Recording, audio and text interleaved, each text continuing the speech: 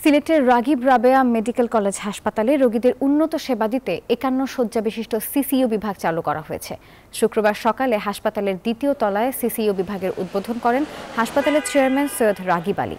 ৫ কোটি টাকা ব্যয়ে হৃদরোগে আক্রান্তদের জন্য সিসিইউটির সরঞ্জাম সরবরাহ করেছে মেগাসান বাংলাদেশ। উন্নত প্রযুক্তির মেডিকেল গ্যাস পাইপলাইন ব্যবহার, সরঞ্জামাদির ফ্যাক্টরি স্থাপন সম্ভাবনা এবং সেই সাথে নকশা প্রণয়নে মেগাসান বাংলাদেশের বিরাট ভূমিকা রয়েছে।